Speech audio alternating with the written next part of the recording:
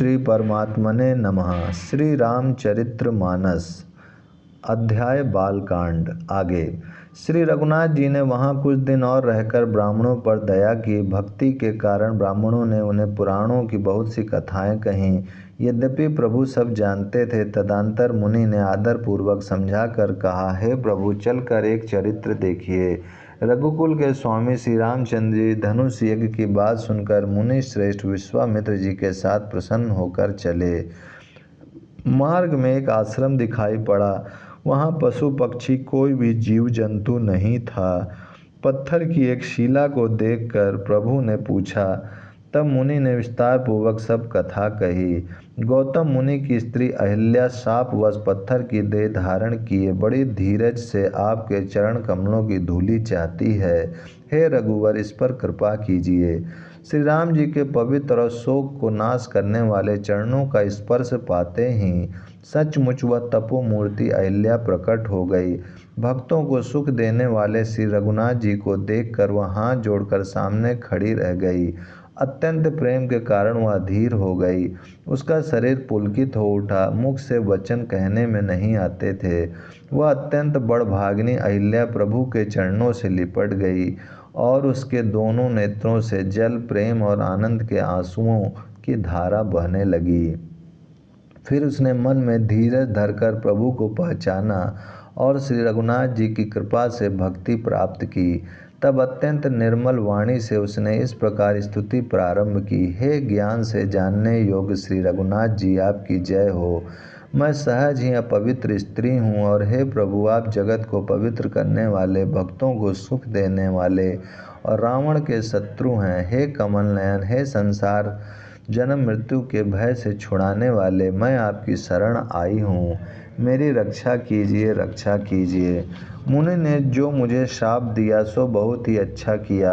मैं उसे अत्यंत अनुग्रह मानती हूँ कि जिसके कारण मैंने संसार से छुड़ाने वाले श्री हरि आपको नेत्र भरकर देखा। इसी आपके दर्शन को शंकर जी सबसे बड़ा लाभ समझते हैं। हे प्रभु, मैं बुद्धि की बड़ी भोली हूँ। मेरी एक विनती है, हे नाथ, मैं और कोई वर नहीं मांगती, केवल यही चाहती हूँ कि मेरा मन रूपी भंवरा आपके चरण कमल की रज के प्रेम रूपी रस का सदा पान करता रहे। जिन चरणों से परम पवित्र देव नदी गंगा जी प्रकट हुई, जिन्हें शिव जी ने सिर पर धारण किया और जिन चरण कमलों को ब्रह्मा जी पूजते हैं, कृपालु हरि आप ने उन्हीं को मेरे सिर पर रखा। इस प्रकार स्तुति करती हुई बार बार भगवान के चरणों में गिरकर जो मन को बहुत ही अच्छा लगा, उस वर को पाकर गौतम की स्त्री अहिल्या आनंद में भरी हुई पति लोक को चली गई। प्रभु श्री रामचंद्र जी ऐसे दीन बंधु और बिना ही कारण दया करने वाले हैं।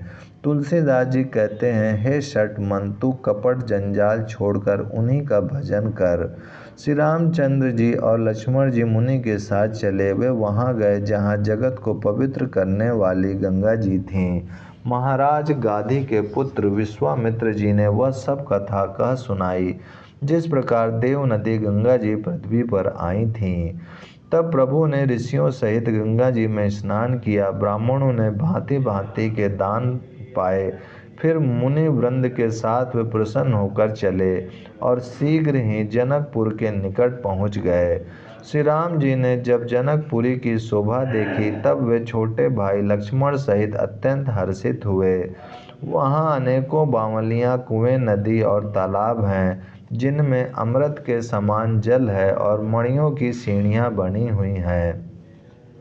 मकरंद रस से मतवाले होकर भंवरे सुंदर गुंजार कर रहे हैं। रंग बिरंगे बहुत से पक्षी मधुर शब्द कर रहे हैं। रंग रंग के कमल खिले हैं। सदा सब ऋतुओं में सुख देने वाला शीतल मंद सुगंध पवन बह रहा है। पुष्प वाटिका, फुलवारी, बाग और वन, जिनमें बहुत से पक्षियों का निवास है, फूलते फलते और सुंदर पत्तों से लदे हुए नगर के चारों ओर सुशोभित हैं। नगर की सुंदरता का वर्णन करते नहीं बनता।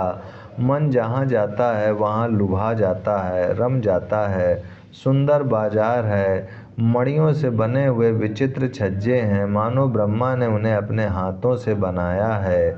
कुबेर के समान श्रेष्ठ धनी व्यापारी सब प्रकार की अनेक वस्तुएं लेकर दुकानों में बैठे हैं। सुंदर चौराहे और सुहावनी गलियां सदा सुगंध से सींची रहती हैं। सबके घर मंगलमय हैं और उन पर चित्र कढ़े हुए हैं जिन्हें मानो कामदेव रूपी चित्रकार ने अंकित किया है। नगर के सभी स्त्री पुरुष सुंदर पवित्र साधु स्वभाव वाले धर्मात्मा ज्ञानी और गुणवान हैं। जहाँ जनक जी का अत्यंत अनुपम सुंदर निवास स्थान महल है, वहाँ के विलास ऐश्वर्य को देखकर देवता भी थकित स्तंभित हो जाते हैं। मनुष्यों की तो बात ही क्या, कोट राजमहल के परकोटे को देखकर चित्त चकित हो जाता है। ऐसा मालूम होता है मानो उसने समस्त लोगों की शोभा को रोक घेर रखा है। उज्ज्वल महलों में अनेक प्रकार के सुंदर रीति से बने हुए मणिजड़ित सोने की जरी के पर्दे लगे हैं। सीता जी के रहने के सुंदर महल की शोभा का वर्णन किया ही कैसे जा सकता है। राजमहल के सब दरवाजे फाटक सुंदर हैं, जिनके वज्र के मजबूत अथवा हीरों के चमकते हुए किवाड़ लगे हैं। वहाँ राजाओं, नटों, मागधों और भाटों की भीड़ लगी रहती है। घोड़ों और हाथियों के लिए बहुत बड़ी बड़ी घुड़सालें और गजशालाएँ बनी हुई हैं, जो सब समय घोड़े, हाथी और रथों से भरी रहती हैं। बहुत से शूरवीर मंत्री और सेनापति हैं, उन सब के घर भी राजमहल सरीखे ही हैं। नगर के बाहर तालाब और नदी के निकट जहाँ तहाँ बहुत से राजा लोग उतरे हुए डेरा डाले हुए हैं। वहीं आमों का एक अनुपम बाग देखकर, जहाँ सब प्रकार के सुविधे थे और जो सब तरह से सुहावना था, विश्वामित्र जी ने कहा, हे सुजान रघुवीर, मेरा मन कहता है कि यहीं रहा जाए। कृपा के धाम श्री रामचंद्र जी बहुत अच्छा स्वामिन कहकर वहीं मुनियों के समूह के साथ ठहर गए। मिथिलापति जनक जी ने जब यह समाचार पाया कि महामुनि विश्वामित्र आए हैं, तब उन्होंने पवित्र हृदय के ईमानदार स्वामी भक्त मंत्री, बहुत से योद्धा, श्रेष्ठ ब्राह्मण, गुरु शतानंद जी और अपनी जाति के श्रेष्ठ लोगों को साथ लिया और इस प्रकार प्रसन्नता के साथ राजा मुनियों के स्वामी विश्वामित्र जी से मिलने चले। ओम शांति शांति शांति।